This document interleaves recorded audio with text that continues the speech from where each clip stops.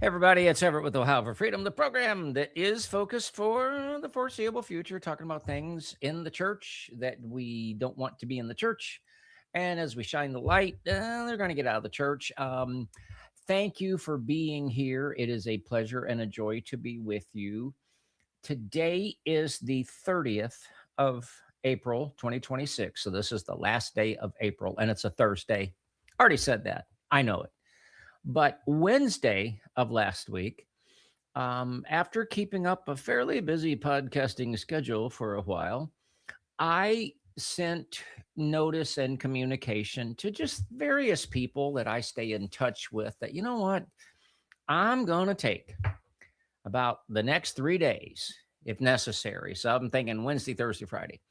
I'm going to take that 3 days, maybe more, but I'm going to focus on getting this Robin Bullock property documentary finished. I feel a release. I feel it's okay to take the time to do it. And I began to do that.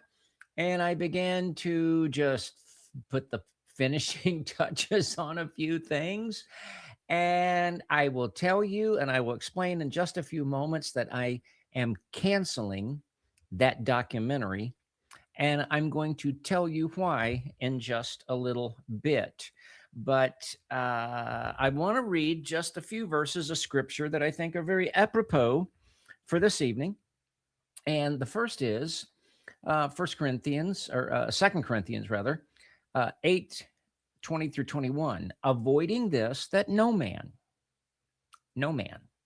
should blame us in this abundance which is administered by us, providing for honest things, not only in the sight of the Lord, but also in the sight of men. That's from the King James Version. 1 Peter 2, verse 12 says, having your conversation honest among the Gentiles, that they may by your good works glorify God. Having your conversation or your manner of living, your lifestyle, honest among the Gentiles, so that they, by observing your conversation, your manner of living, your good works, may glorify God. And then 1 Thessalonians 5:22, abstain from all appearance of evil. I will let the reading of those scriptures just stand for the moment on their own merit. And I think they're very apropos to what especially we are going to get into tomorrow night, if you care to join us, and I hope you do. Um, so now someone is saying, "Oh, is there going to be a program tomorrow night?" Most assuredly, and the reason is because the Robin Bullock property documentary has been canceled, and I'm going to explain why. A documentary is got a little bit of polish. It's see the different a podcast, you can have subject matter and start talking about it.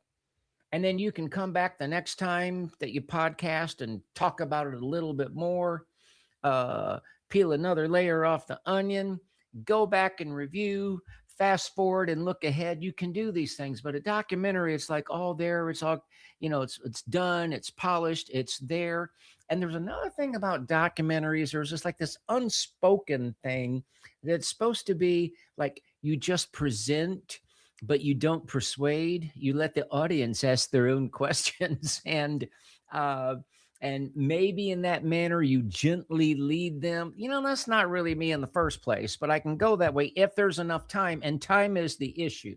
Time is the issue, because what I'm explaining to this audience is, if you follow this program, you know that I have said numerous times that, oh, and I'm stopping right here. Stop alert. At the 9 o'clock hour tonight, 9 o'clock Eastern, everybody please hop on over to Pastor John T's channel. And he's got a very special program coming up. And I have been invited to speak on the Remnant channel, the Remnant Church that Pastor John T pastors online on Sunday evening. I think that's about 7 o'clock. I'll have more information tomorrow, but I wanted to make those two plugs, and very grateful for the opportunity to speak on Sunday night. So where was I? Okay, so the reason that we canceled the documentary is simply if you put a documentary, that's your like what your like last chance to say something. So you always want to make sure everything is accurate and correct, and you want it to be as just as stated as clearly and succinctly as possible. And the problem is, if you followed this program, you know that on the 14th of March of 2026, so that was just barely a month ago, I took a weekend, met up with my dear friends Russell and Sherry Watley and some others whose names are we're just going to keep out of the public, but they were there and they helped. And we were there to commemorate the passing of Joe Bellagio. And we were also going to use that occasion to drive around and videotape, document, and photographically document $18 million worth of property. And we did that. We spent the better part of Saturday the 14th, and then we did a live stream that night. And then we got up the next morning, had a pleasant and robust conversation with some folks outside of Church International on Sunday morning, the 15th. And then Dwayne Bridges and I, Moose is his nickname, Moose and I, we spent up until the early afternoon, and we finished up the documentary, the video taping, and the photographing. As we photographed and documented all, I thought it was in the can. I thought it was just a matter of come home, tie the bow around it, polish it up a little bit, and I'm gonna play here just a short little teaser of what it could have been. But here was the problem, ladies and gentlemen. Here is the problem. It's like every time you go just to nail down a little detail, you find something else out. And then you have that nailed down. And then, but that leads to, okay, but what about this? And then as you're going through and you're searching records and you're on this county website, that county website, and it takes sometimes multiple websites within the same county to get the full picture, because I wanted purchase price, purchase date, entity that purchased it, and so forth. And what is the ongoing yearly property tax liability? You know, when you buy all these properties, how much it going to cost you? How much you got to keep asking the congregation to cough up just to maintain them by means of property tax? So all of these things we're looking into. And I'm telling you, ladies and gentlemen, every time you think you have it all, you find something else that you didn't know.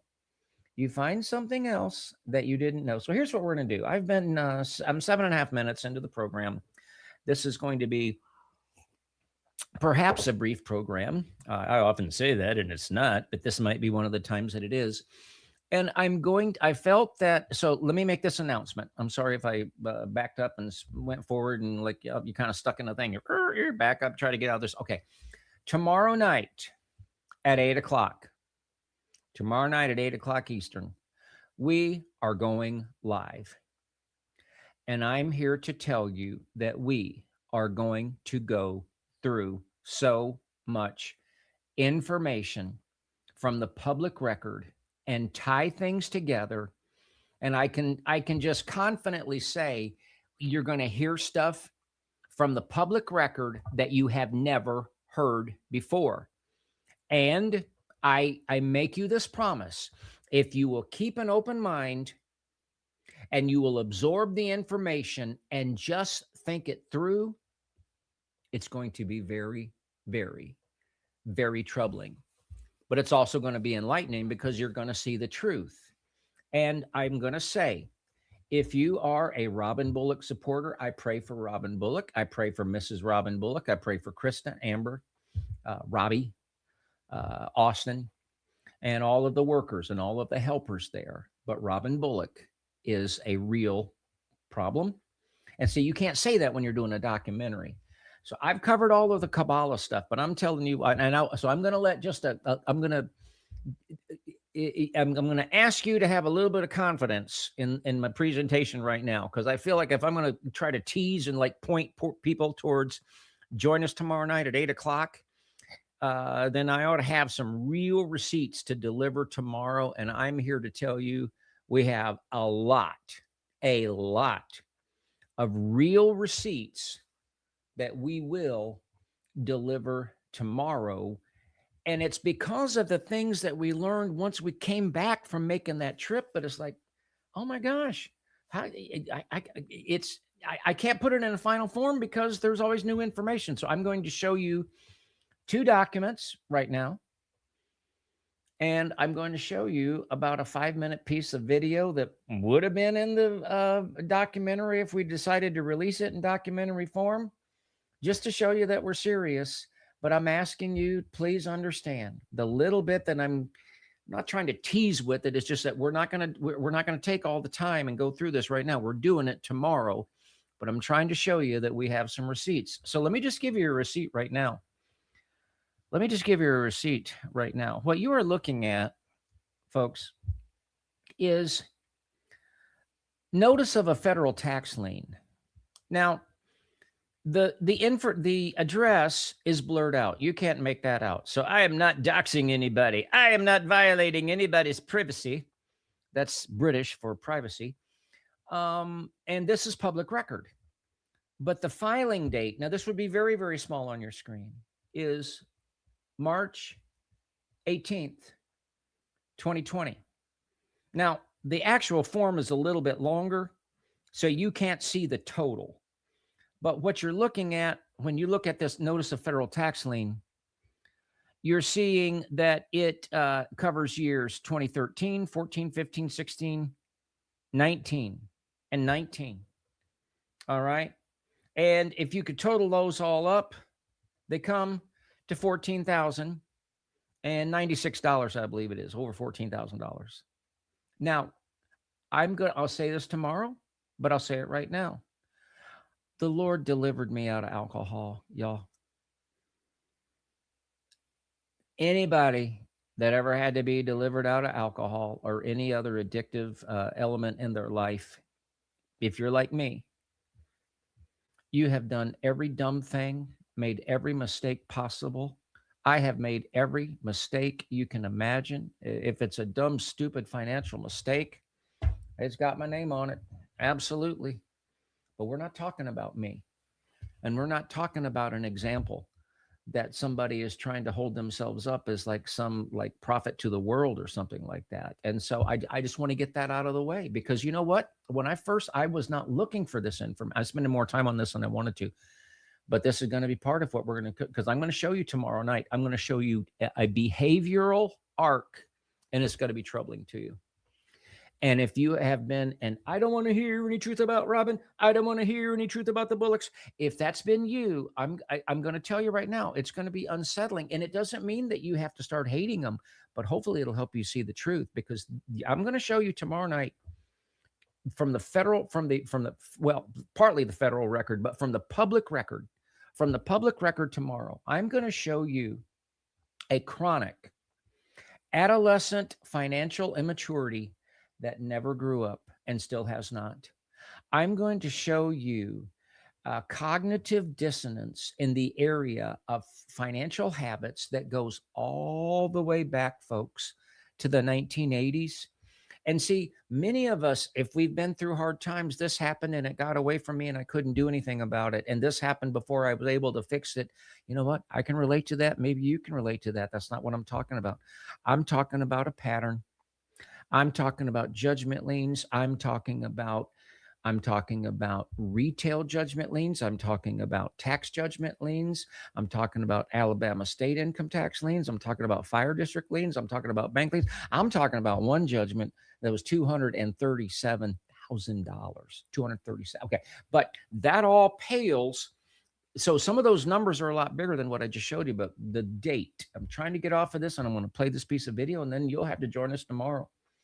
You'll have to join us tomorrow. And again, this isn't shaming somebody because they went through a tough time. No, this is illustrating that, wait a minute, this isn't just a tough time. This isn't just a down on your luck thing, but then you got it together and turned it around. No, this is a lifelong arc and a lifelong pattern. We'll show you that so clearly tomorrow. We will show you that so clearly tomorrow. But some of the numbers pale in comparison. They're a lot larger, but the significance of that IRS lien is several things. But one is, most importantly, the date. March 2020. I don't mind spending a little time on this because we'll go over it again tomorrow. This is going to be so overwhelming. It's going to take a while. to really sink in so you understand what you're really looking at. March of 2020. Now, later in that, now what was March of 2020? It was COVID, right when COVID was breaking out. And then what happened later in 2020? Well, in the Robin Bullock world, Sid Roth gives them a call, and in October, they appeared on the Sid Roth program, where Robin Bullock said that Joe Biden could not be president. Of course, Joe Biden did end up being president, didn't he? But that opened up the floodgates, and that turned on the money.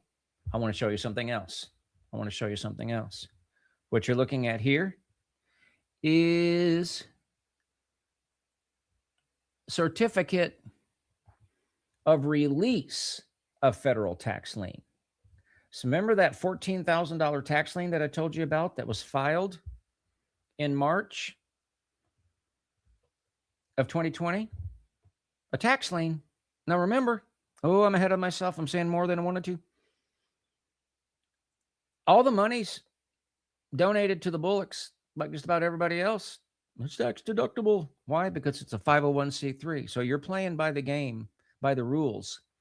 You're playing by the rules of the system. You're playing by the world system, the IRS, the 501c3.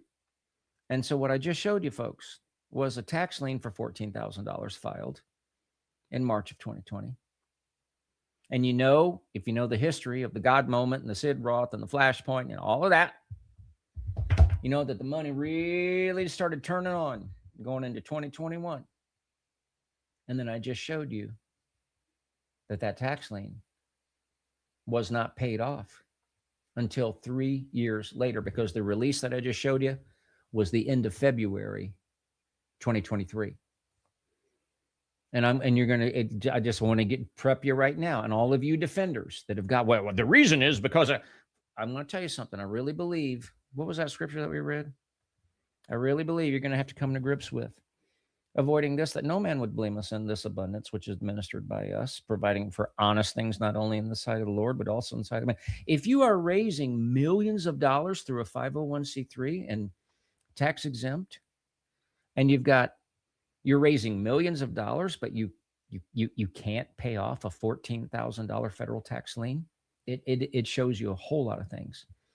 I'm way ahead of myself. I could go. So those two dates are extremely significant. When you look up to the arc, the behavioral arc that leads up to March of 2020, it tells an amazing story, and it's not a pretty one, but it's the truth. And then when you look at the behavioral arc that takes place after the Sid Roth appearance and in the years going forward, it shows you a behavioral arc also that is not pretty. So I'm going to keep my word. This is a piece of video. We may play this tomorrow, but this is kind of the flavor that the documentary would have been in if we'd have stayed with it. But we're scratching the documentary, and we're going to do a podcumentary starting tomorrow at 8 o'clock. Let me play this piece of video. Here we go. For decades, the public record tells a consistent story. Judgments, tax liens, and ongoing financial pressure. Not a single moment of difficulty, but a pattern. One that stretches across years, even decades. Records show recurring financial strain, obligations that accumulated over time, and in some cases, escalated into significant liabilities. And even as late as 2019, small debts remain unresolved. Then, in a very short window, everything changes. A sudden surge in visibility, a growing audience. Who is going to win? Has God shown you, Rob? Appearances on national platforms. You know, before that, I want to go ahead and get Robin Bullock in from Warrior, Alabama. Prophet Robin Bullock. Robin Bullock, Happy New Year. Flyover family, we are so excited. Welcome to the show, Prophet Robin D. Bullock. And with that exposure came something else. I charge you as a prophet. Momentum. People weren't just watching, they were responding. We started driving the 5 hours one way, Attendance climbed rapidly. Hundreds, sometimes approaching 1,000, would gather. Lots of people were coming. And some went even further. People began relocating, moving across the country, drawn by what they believed was happening.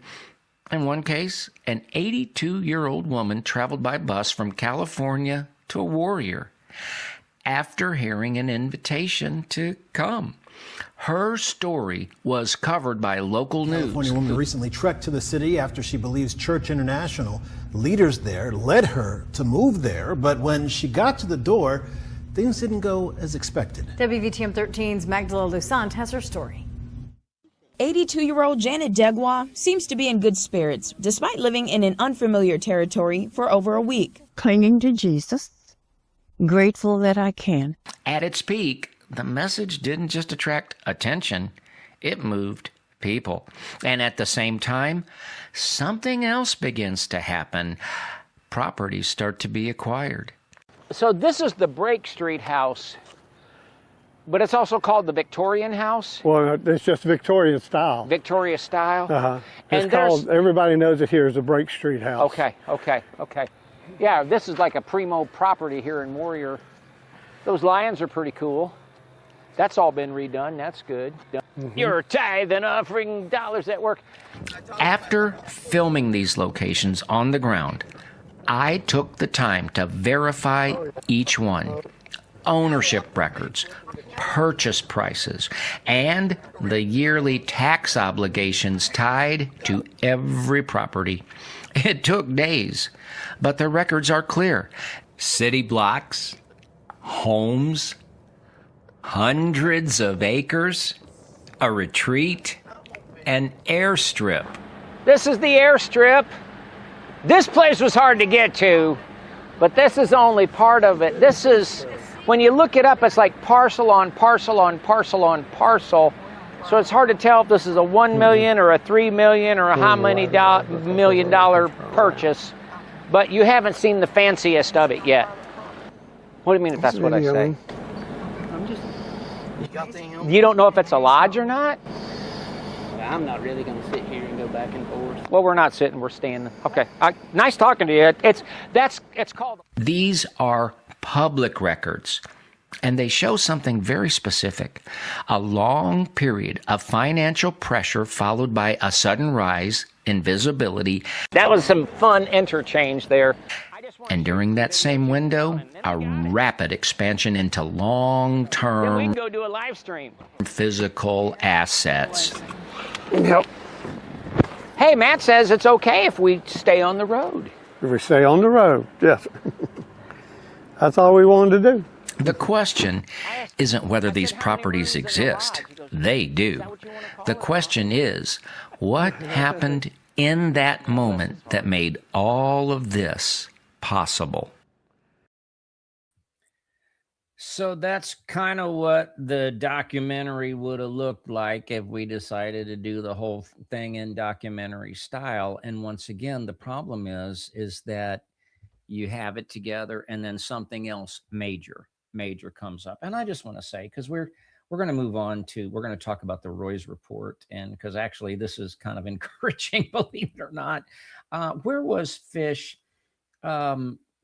Fish for, I think the comment already happened, but it said something like, how do you feel that you only get views by tearing people down, sir? Or if you're a sir, I think you are. This is not tearing anybody down. We're not tearing. This is not personal. This is not going against someone's person. Okay. People, and we'll be able to clearly demonstrate this tomorrow. People have been misled, Fish. They have. People had no idea. I'm going to show you deeds tomorrow, Fish. I really do. I really hope that you will join us. And 513-620-5754. You can call me. That will come to this phone right here. I may have to call you back. I may be on the other line, but I will call you back. And you can tell me what you think. I'm more than happy to hear it, and we can have a very pleasant conversation. But I'm going to show tomorrow, Fish, I'm going to show deeds where like $3 million cash was paid for a piece of property. $2 million. It helps to clap. I don't know why. $2.9 million cash paid for a property. And honestly, Fish, these properties have nothing to do with the gospel. They're not preaching the gospel. One of those properties kind of could in a way. That retreat center where, I was kind of he said, well, I'm not going to sit here and talk to you. And I said, no, we're standing. Like that retreat center, it used to be part, we think it belonged like to a mining company. And so people would be able to fly in on that airstrip, kind of conduct business, maybe whatever. And then that's kind of where they would stay because it's a long ways from any other like motels or accommodations. That's probably what it was, maybe not. But see, we were able about this time last year to give a contribution to Denise Boggs, who, because of Joni Lamb's meanderings or, whatever, she was having to raise funds to replace Poppy's house, which was like a retreat center.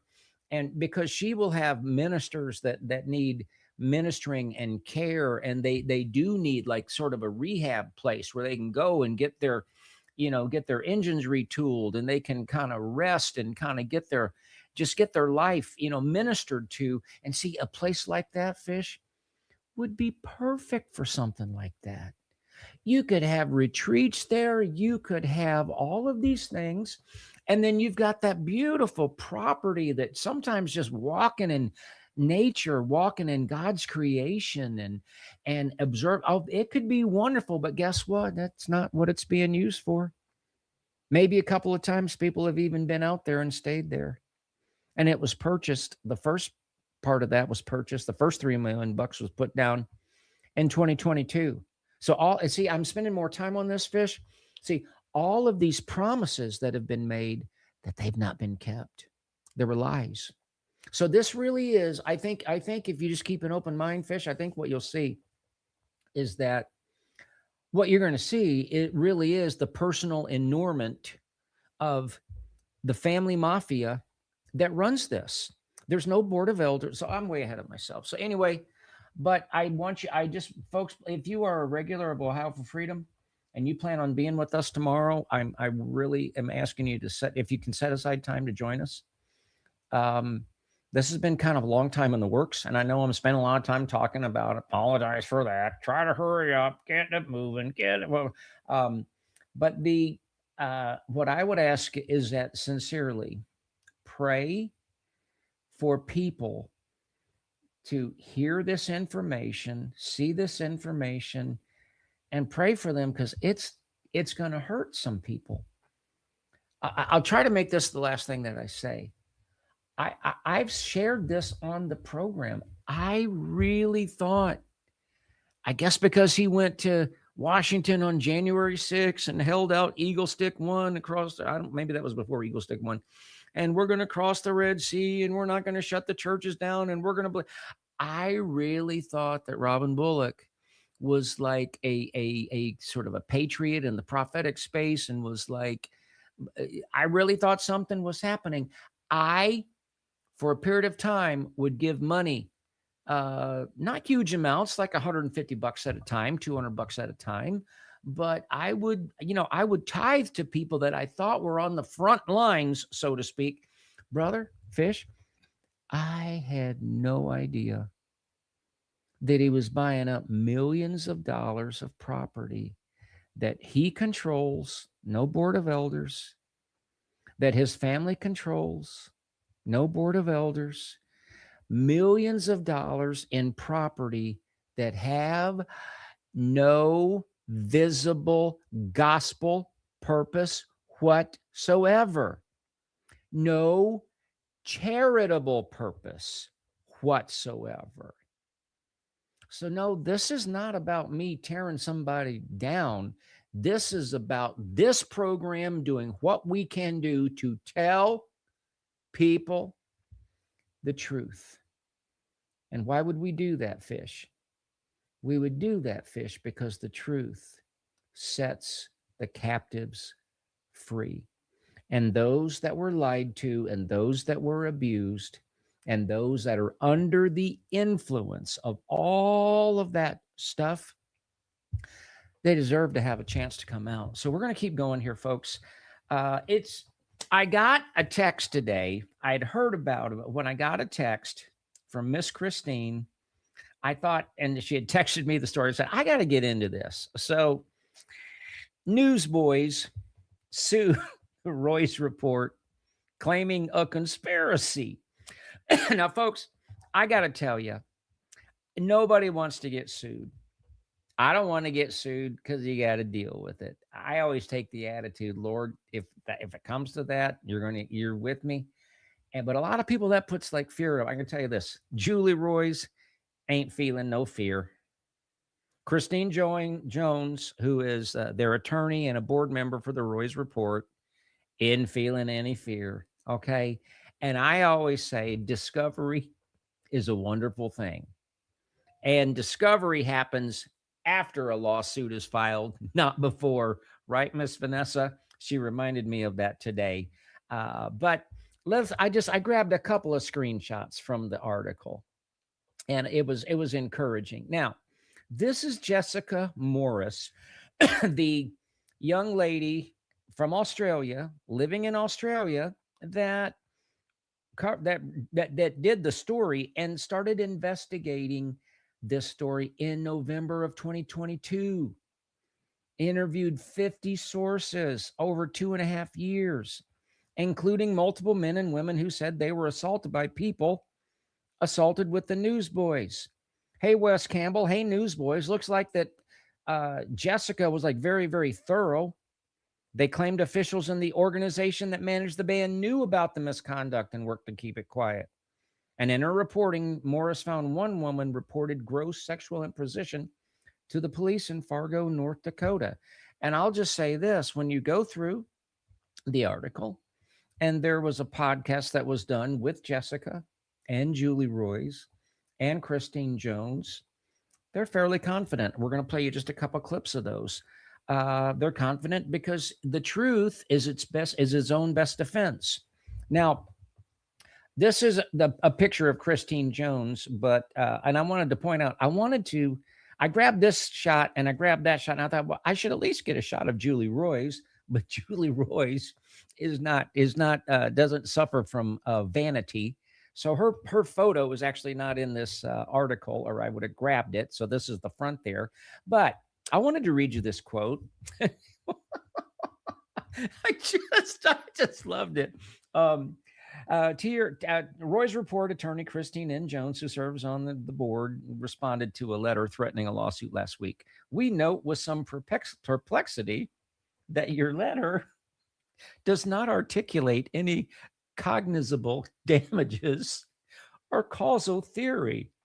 As written, it does not present a legally viable defamation claim.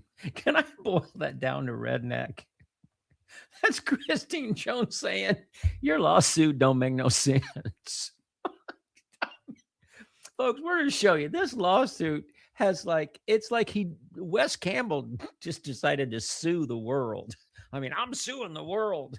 I'm suing the planet. I mean, now this is Christine is writing like a professor. Your letter does not establish falsity or trigger any legal obligation for retraction or correction. However, as an entity with the utmost journalistic integrity, TRR welcomes your clients to provide any additional contextual evidence and/or materials. In other words, Wes, you ain't got nothing. You spent the money, or somebody's giving you the money to spend, but you ain't got nothing. And I'm telling you, folks, when you go through the article and you go through that video, now other people may go, well, this is a serious lawsuit. This could potentially, okay, there's always that. But I'm telling you what, I read that article and watched that video trying to smell out any fear factor. There ain't no fear in the Royce camp. I'm telling you, there just isn't. I wanted to show you, I really love this quote from Julie Roy's. The threat of this kind of ungodly retaliation is precisely why the truth about Michael Tate and the Newsboys remained buried for so long.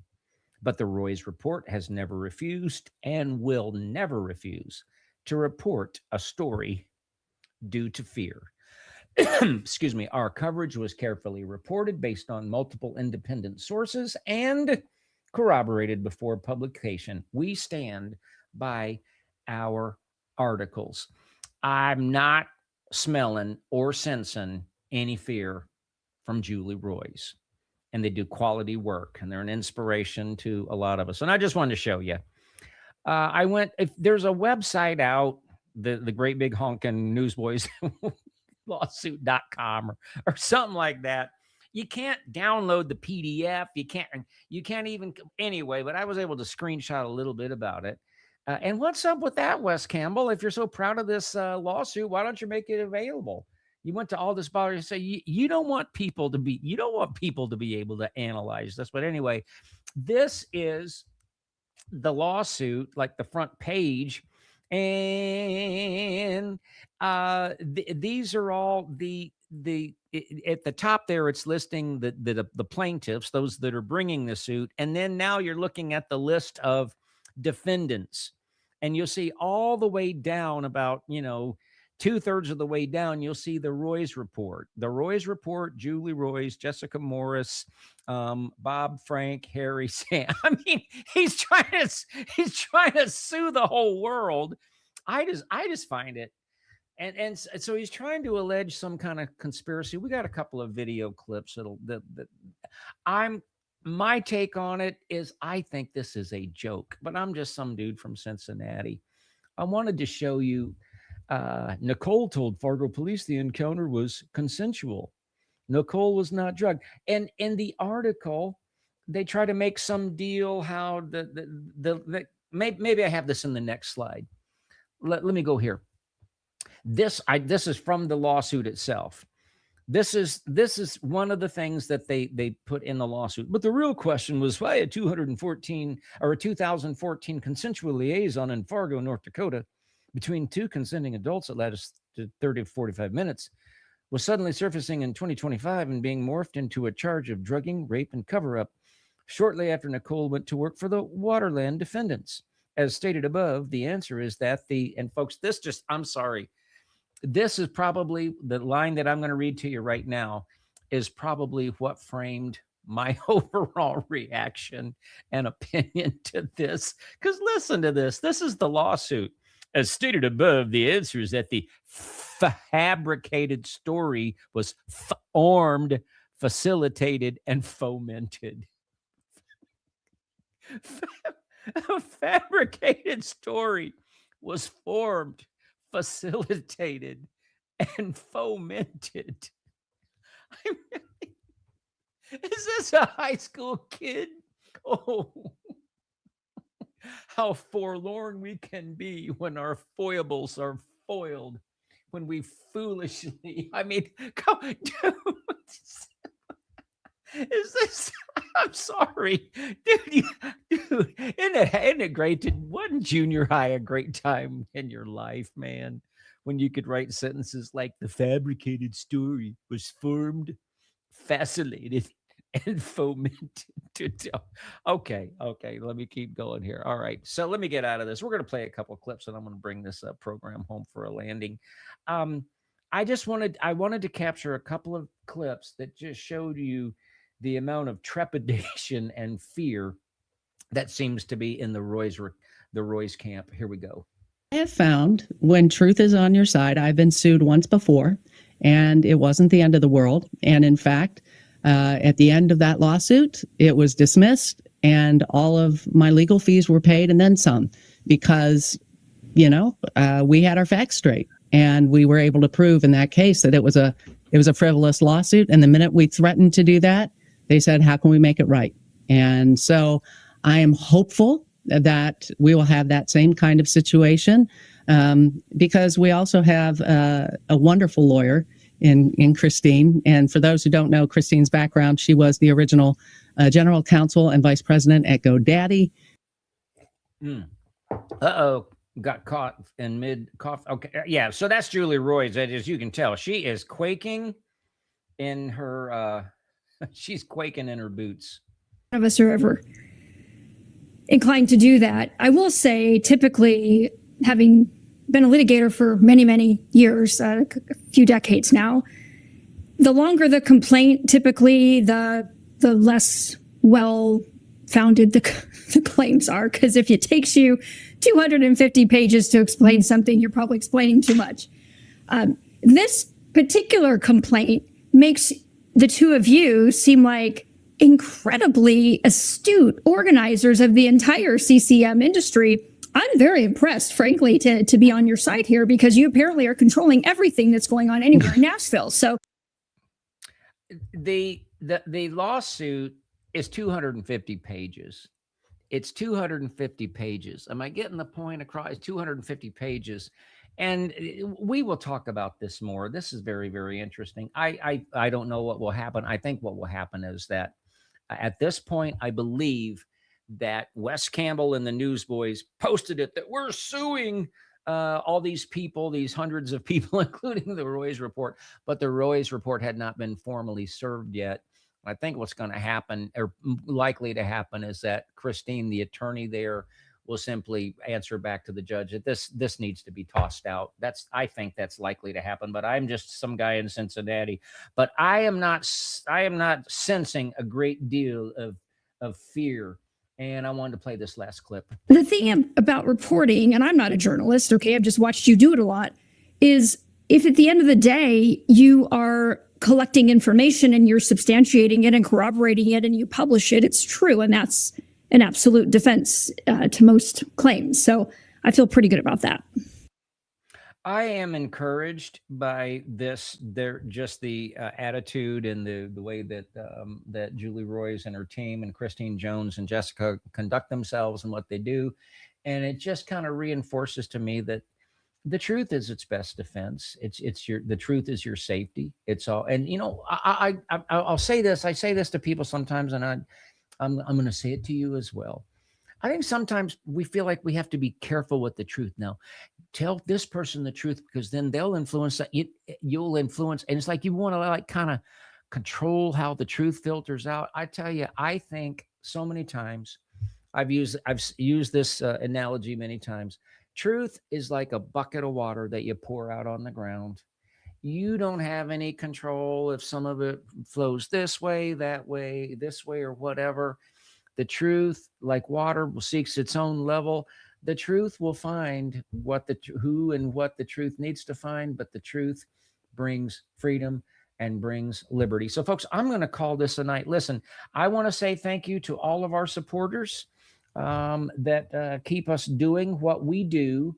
And I will say that if you'd like to support the program, that's how we continue to do what we do. At ohioforfreedom.com, you can find our PayPal link. You can give to our ministry efforts by bank card, Visa, MasterCard, Discover, American Express, and Zelle. Thank you, thank you, thank you. We have some regular thank you to our regular Zelle contributors. We really appreciate it. Zelle's instant.